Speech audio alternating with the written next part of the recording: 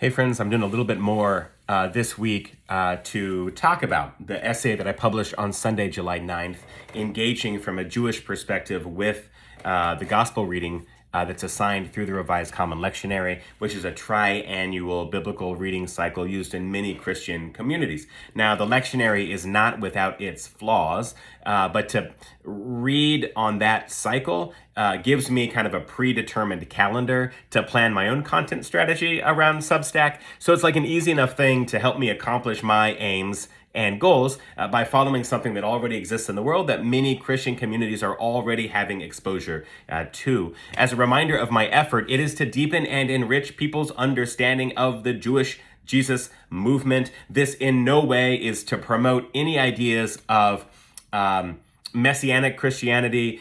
It is not to promote any ideas that Jewish people in some sense should accept Jesus as Messiah. That is the wrong read on my project.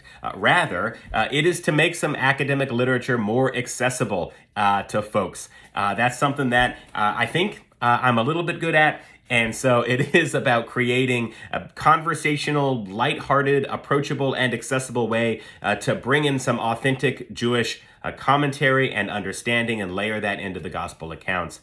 Because John the Baptist and Jesus both feature significantly in the assigned reading for Sunday, July 9th, that's what I've been making the videos about. You can scroll back and see the last two. One, I'm outside. If you want to spot that one, that's kind of the first. And then I did one earlier today where I'm in the kitchen and I'm back at my desk now. You're welcome to see those prior two videos to kind of put this one in perspective.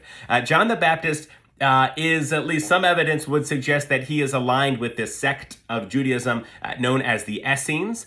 There were these significant political kind of sectarian groups in first century Judaism, the Pharisees being one of them, probably the most popular of the group because the Pharisees are discussed as interlocutors, oftentimes as foil to Jesus' parables and interpretation of the law. So a lot of people have heard of the Pharisees. I've made videos in the past to please encourage Christians to stop criticizing people by calling them Pharisees, because that does fuel Christian anti-Semitism. But in addition to the Pharisees, there are also the Sadducees and the Essenes, and then there's a group of kind of zealots as well. But I think the Essenes, the Sadducees, the Pharisees are those who are most frequently discussed. Now, there's reason to think that John the Baptist was aligned with the tradition of the Essenes.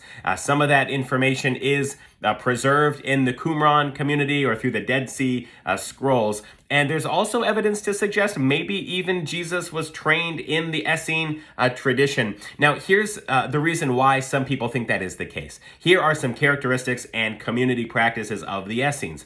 So they practiced a more ascetic lifestyle. More ascetic meaning not eating as much meat, not having a lot of strong drink, not a lot of alcohol.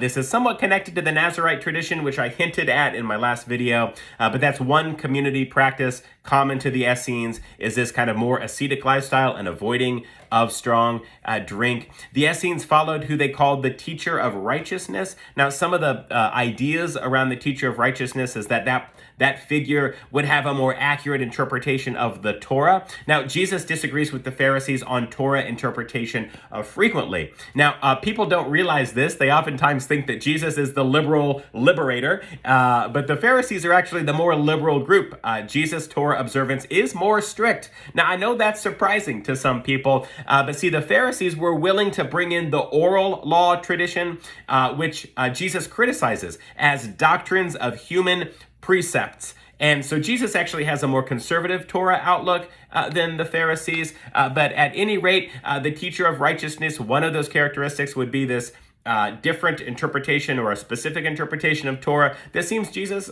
may have in some way. The Essenes were really interested in the end times or eschatological dialogue. The Essenes have that in the gospel accounts. We see that. The teacher of righteousness and the Essenes also imagined that the Messiah would bring a holy meal of wine and bread. And we certainly see, whether you call it the Eucharist, or if you call it the Last Supper, or if you call it communion, whatever you call that in Christian communities, there is an important and holy meal brought by Jesus with wine and bread. That was a characteristic understanding within the Essene community. They also practiced daily immersion in the ritual bath, or daily baptismal practices. We see how that was important to John the Baptist, as recalled and retold in the gospel accounts. We see how this has become a significant piece of cultic practice within Christian communities. The significance of these baptismal rites and the Essenes did see that ritual immersion on a daily basis was one of the common